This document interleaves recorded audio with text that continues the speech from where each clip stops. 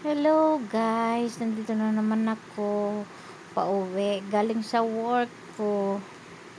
Gusto ko sana i-vlog yung binivideo ko para alam ko rin na malayo talaga yung inuuwian ko. Dasmatu, Kawit, Cavite. Daily routine yun. Araw-araw uwian. Nakakapagod din. Gusto ko sana mag-board kaya lang ayaw ng asawa ko. Kasi alam nyo na, mindset ba? Ang hirap kasi pag anuhan ka. Kaya magtyaga-tyaga ka na uwian.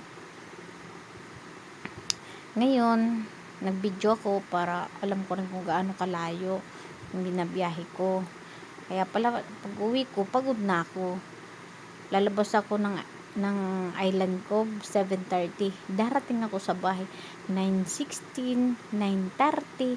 Ganun kahaba yung biyahe ko kasi ngayon sasakay ako papuntang Bacoor, sasakay naman ako ng para area C.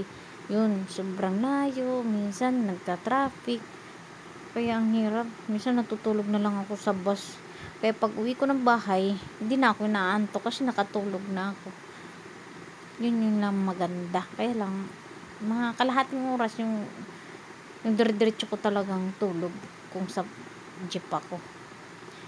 Pero guys, kung gusto niyo magtrabaho talaga, malaking sahod dun sa trabaho ko sa Island Cove, province of China.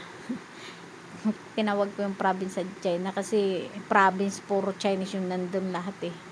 Kaya dun yung probinsya ng China. Charot. Di nga guys. Kung gusto niyo magtrabaho doon kahit housekeeping, 18k yung sahod mo doon. Yung encoder, umabot siya ng 30 o 25, minsan 20. Depende sa papasukan yung encoder. Iba-iba kasi doon yung mga office. Kaya guys, try nyo doon. Kung gusto nyo kung saan tong lugar na trabahoan ko, message lang kayo dyan sa YouTube. Makikita ko rin naman yan. Gusto ko rin makatulong. Charot. Pero guys, hindi ako talaga malaking sahod dun kumpara sa ordinaryo sa atin sa labas.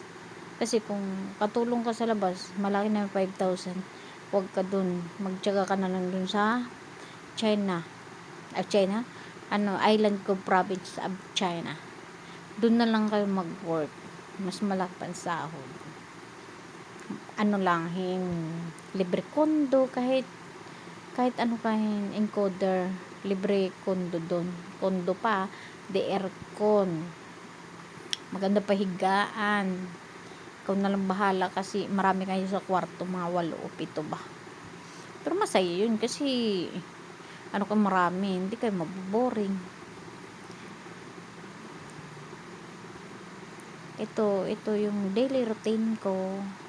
Ayoko talaga ma-traffic kasi ko nai-stress ba kasi itutulog mo na lang traffic pa nila. Sana yung pagbaba ko ng jeep mamaya, sana hindi naman ako pababain kasi minsan pinapababa nila ako, hindi pa umaabot dun sa lugar ko, pinapababa na ako, pinapatransfer na ako.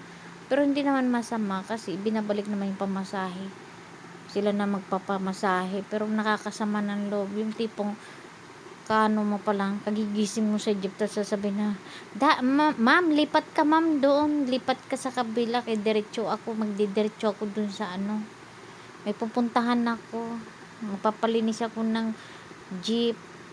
Kasalanan ko ba yung dapat kung saan yung naka signboard, dapat doon, hindi yung ibababa nyo na lang kung kailan malapit na. Nakakairita yung ganyan. Kagigising mo lang, papababain ka, transfer ka. Gusto ko picturean, reklamo ko. Pero hindi ko magawa kasi ganun talaga eh. Sumunod ka na lang. Bababa ka lang naman. Pero nakakainis naman minsan. Nakasakay ka na, pinababa ka pa. Yung tipong malapit na talaga. Yung liliko na lang ba ng ilang kilometro na lang. Kunti na lang ba? Nako, ayoko na. Nakailang beses na talaga ako nagkaganyan. Diyos ko. Parang ayoko nang sumakay na jeep na yun. Kaya lang yun yung pinakamabilis pa na jeep. Mas maganda kasi yung pinakamabilis, mga 8:47, nandyan na ako sa bahay. Pero pag ganito, ay nako, nakakainis. Sige guys, kunti na lang oras ko. Ito lang muna yung video ko. Sa susunod, mag ano lang kayo kung willing kayo mag